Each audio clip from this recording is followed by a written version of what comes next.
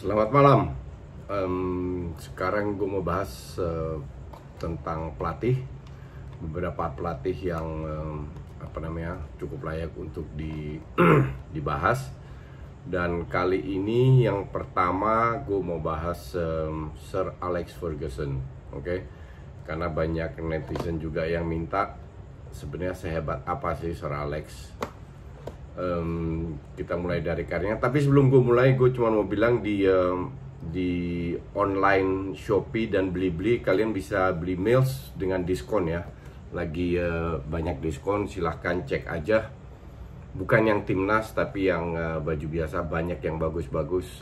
Silahkan cek, mumpung lagi diskon. Oke? Di Shopee dan Blibli, cek aja sekarang. Bisa juga cek di websitenya, websitenya Meals Sports ID di Instagram, oke? Jadi gini, waktu gue bikin video tentang beberapa pelatih yang hebat, gue sebut Johan Cruyff. Itu video atau diskusi, waktu diskusi sama Pange deh kalau nggak salah, di Box to Box kalau nggak salah pernah bikin video juga. Gue bilang Ferguson masih 2 level di bawah Cruyff. Kenapa gue mengatakan itu? Karena Cruyff sebagai pemain, sebagai pelatih, dan legasinya secara overall, oke?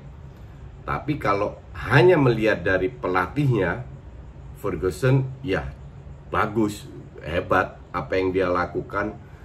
Walaupun selama 27 tahun orang bisa survive dalam 27 tahun itu luar biasa. Dia tetap membuat beberapa kesalahan.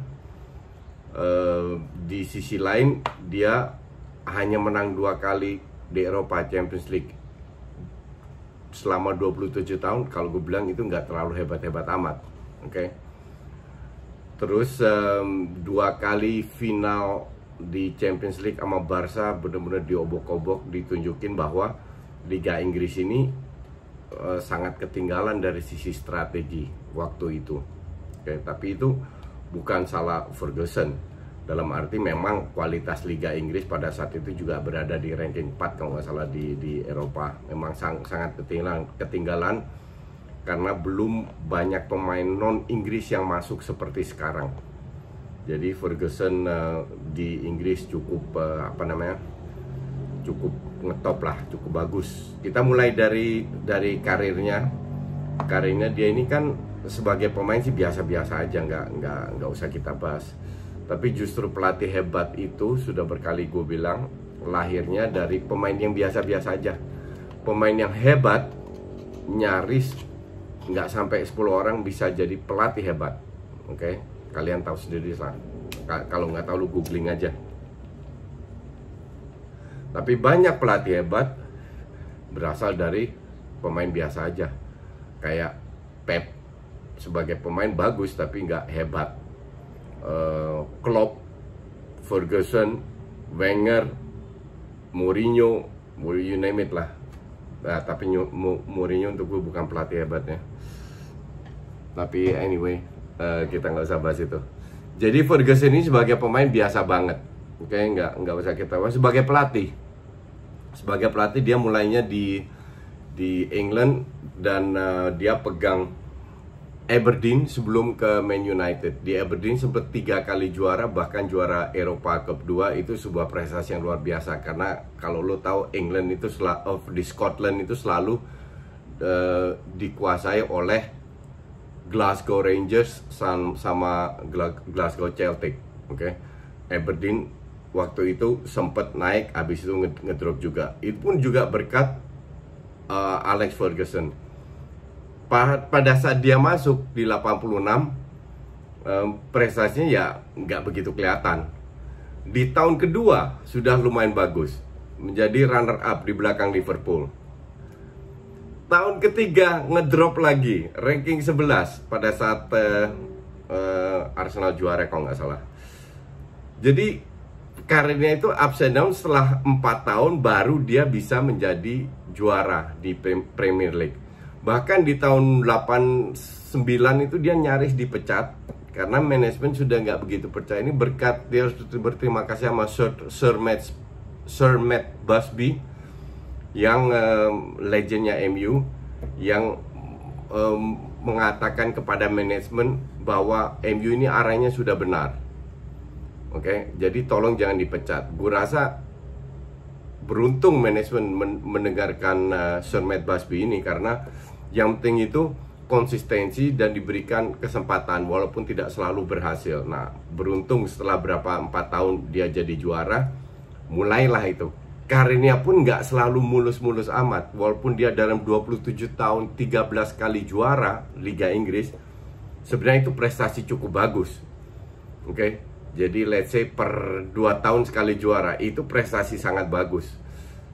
Dalam arti konsistensi, gue selalu bilang, gue tidak melihat kalau yang hebat itu hanya yang juara. Karena pada saat lu runner up, lu selisih berapa poin, lu pun juga hebat. Seperti Liverpool tahun lalu, selisih 1 poin nggak juara. Apakah Liverpool jelek? Enggak, Liverpool hebat. Tapi kan banyak faktor untuk membuat dia juara atau tidak. Nah, yang hebatnya dari Ferguson ini, walaupun dia tidak juara, tapi dia konsisten. Satu. Kedua, dia membuat Man United yang sudah klub besar meroket lagi. Oke. Jangan lupa, Glazer beli MU itu dengan duit utang ya. Dengan duit utang beli MU, terus dengan untungnya itu dicicil. Enak banget kan begitu? Di samping prestasi di lapangan, dia juga menghasilkan duit. Bertahun-tahun MU itu klub nomor 1 di dunia dari sisi income. Oke, maka dari itu gue gak heran juga kenapa fansnya banyak. Itu semua dibangun di eranya Ferguson. Kalau lihat berapa tahun, 5 tahun semenjak ditinggal itu 2013 sampai sekarang 2007 tahun itu jeblok, menurun. Juga dari sisi income. Tahun lalu itu MU nomor 4. Sebelumnya selalu nomor 1. Di era Ferguson selalu nomor 1. Sekarang nomor 4 when it comes to income. Oke. Karena income ada korelasinya dengan prestasi di lapangan. Salah satu faktor kenapa membuat dia bagus, dia bisa melihat pemain. Dia bisa melihat pemain, dia bisa membuat pemain ini hebat. Walaupun dia juga beli pemain bintang, tapi beda dengan Real Madrid contoh. Kalau Real Madrid benar-benar dengan Los Galacticosnya beli pemain yang sudah benar-benar punya nama hebat. Tapi kalau Ferguson nggak selalu beli pemain punya nama, tapi dia bisa membangun pemain dengan pemain muda, bisa diberi kesempatan menjadi hebat ya. Contoh paling bagus Ronaldo lah. Oke, Ronaldo dan apa namanya Wayne Rooney. Salah satu cerita dari mantan pemain MU yang dilakukan oleh apa namanya Sir Alex untuk membuat Ronaldo lebih bagus. Ronaldo ini kan masih muda waktu ke MU. Dia suka show off lah, lambat, bawa possession. Akhirnya dia bilang, dia suruh asistennya bilang, latihan di di Man United sekarang kalau ada pelanggaran dibiarin. Oke. Biasanya kalau orang latihan, pelanggaran tackling itu terjadi, diberhentikan, yang dilanggar dapat bola. Dia bilang enggak, sekarang semua pelanggaran dibiarin aja berjalan terus. Kenapa? Untuk memicu Ronaldo agar dalam pelanggaran dia langsung bangun dan melanjutkan permainan. Dan ini salah satu cara untuk melatih Ronaldo sehingga pace-nya lebih cepat, sehingga handlingnya lebih cepat, nggak terlalu lambat. Nah, hal-hal kayak gini kan nggak dilihat oleh penonton. Yang penonton tahu, ya, oh Ronaldo tiba-tiba menjadi hebat, Rooney tiba-tiba menjadi hebat, Beckham tiba-tiba menjadi hebat. Enggak, ini karena murni kontribusinya seorang pelatih yang bisa mengarahkan ini pemain. Nah, dulu itu kan masih manajer statusnya, jadi dia sebagai manajer non teknis tapi juga sebagai pelatih teknis dijadikan satu posisinya sebagai manajer. Dia nggak selalu turun ke lapangan. Mungkin dari 7 hari mungkin dia cuma 2 kali turun ke lapangan untuk ngecek. Tapi dia punya asisten yang bisa menjalankan apa yang dia inginkan. Oke. Dan kehebatan dia juga pada saat dia menjual Paul Ince dan Kanchelski ke Everton kalau nggak salah, Paul Ince ke Inter dan beberapa pemain. Dia sudah melihat, dia punya visi untuk membangun MU dengan generasi baru, yaitu generasinya Beckham, Scholes, Giggs, Neville dan lain-lain. Dan ini untuk gue itu pelatih yang punya visi yang bisa melakukan itu, dan terbukti bahwa dia punya visi dan membawa tim baru ini meraih banyak hal. Walaupun hanya 2 Champions League, tapi 13 dalam 27 tahun, 2 tahun sekali jadi juara average, itu untuk gue luar biasa. Tidak semua orang bisa melakukan itu, karena tim itu kan biasanya naik berapa kali juara, habis itu ngedrop hilang, naik lagi, habis itu ngedrop hilang. Kalau enggak pelatihnya dipecat, dan dia bisa survive di situ karena manajemen juga percaya dia bahwa tangan dinginnya ini kelihatan. Cuman ini pelatih kan lama-lama sambil berjalan egonya tinggi, dia udah setengah dewa di situ. Apa yang dia inginkan didapatkan. Dia juga membuat kesalahan seperti membeli beberapa pemain yang flop, BB, Jemba, you name it lah, banyaklah kalian bisa googling.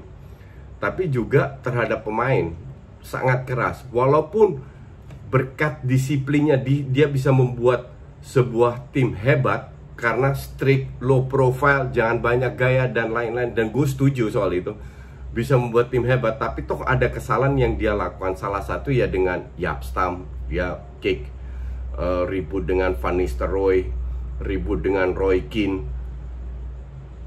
Ini menunjukkan bahwa Ferguson ini juga manusia yang membuat kesalahan, dimana kesalahan itu imbasnya menjadi timnya ngedrop. Hal-hal kayak begini bisa terjadi, dan ya wajar lah, seperti membeli pemain jelek. Tapi secara overall apa yang dia tunjukkan selama 27 tahun itu luar biasa, karena dia bisa mengikuti zamannya, tidak selalu bermain bagus, kadang juga main bertahan. At least di Liga Inggris lah. Kalau di Eropa sering keteteran juga, tapi di Liga Inggris dia bisa menunjukkan konsistensi, membangun tim dari pemain muda, nggak selalu mengandalkan pemain bintang. Dan selama 27 tahun as a coach, untuk gue itu hebat. Tidak top tapi hebat.